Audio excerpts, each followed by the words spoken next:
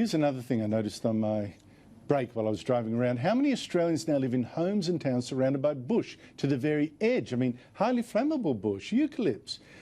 I also noticed how few homes and towns had a fire break.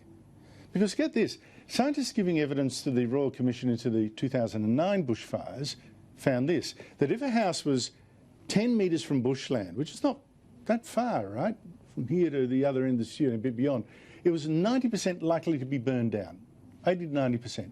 You're essentially gone.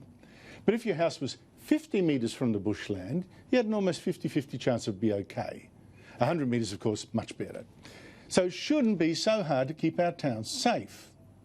Well, joining me is one of Australia's top fire experts for many years is David Packham. He worked for the CSIRO, then Monash University, joins me now. David Packham, thank you so much indeed for your time. Hey, should towns in bushland now clear at least 50 metres of bush around them to give them a fighting chance? Well, it certainly won't do any harm, but then it probably won't do much good either, I'm afraid. The one town I do know that did survive was right in the centre of the pine plantations in South Australia, around Mount Gambier, near Mount Gambier, and it was a forestry town, and it was surrounded by pines which later on burnt, in fact almost with flame heights up to about 750 feet. Now that town survived because they had cleared around it and they'd done a superb job, and it was quite an amazing thing to see.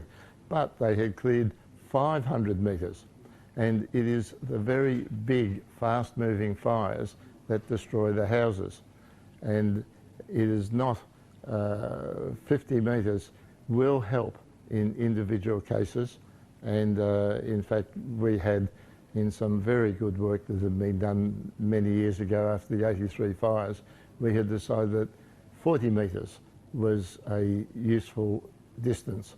But the overwhelming thing that determines whether the house survives or not is the fire intensity around the house, and if that is crowning, then the clearing around the house will contribute without doubt, but it won't necessarily save it. We need higher probabilities of houses surviving than just 50%, and there are techniques that have been available and have been rejected in Australia but accepted in the United States, where you can do simple things around your house to raise your probability of survival up into the 90% or more.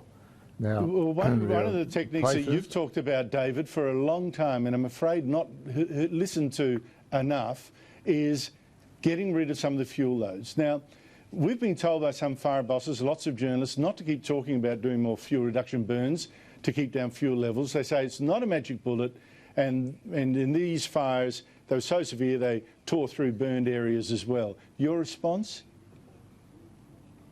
Well, my response is to have an attitude like that when you are in the profession is throwing all the knowledge that has been around right from the Indigenous times, right through the wonderful scientific work that started in Western Australia. The first paper ever on this sort of subject, would you believe, was in 1936. I had a look at it earlier today, and the science is very, very solid. Not just the theory. I can give you the theory, but we haven't got time, but also the practice, because in Western Australia for 40 years they have been doing fuel reduction at a level of at least 6 to 8, almost 10 times, in one case much more than that, what has happened in Victoria, and they have had no mega fires. Now, Victoria has, look, you mentioned Victoria, David. I want to pick up on something you told me last year that really frightened me, right? Victoria, you say, they used to, Western Australia do much more fire reduction burns, much better success in calming fires.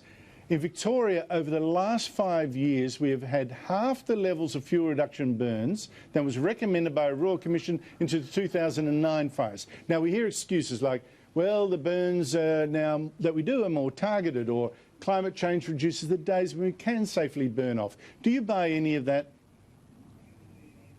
Not one bit of it. In fact, the amount of burning that they claim to have done, when you come to look at the individual burns and how they do it, there are two really big problems. There are some good burns that really do a good job, but at the other end, there are burns that are far too hot.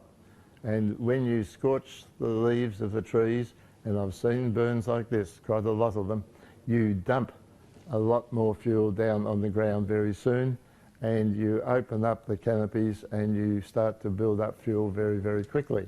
At the other end, they go out and perhaps it is drizzling, throw a few matches in and it doesn't burn, but nevertheless they put it on the books as a successful burn.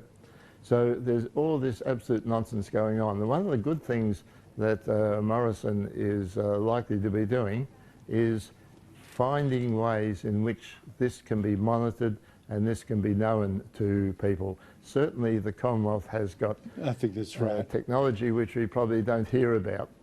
No, I think we need to get right on top of that, David. You have been so right, and as you warned last year, so many people now are living in bushland in Melbourne's east and southeast, with the fire season still to come. We're looking at potentially thousands of deaths if we do not fix this. So thank you so much indeed for warning us again, David Packham.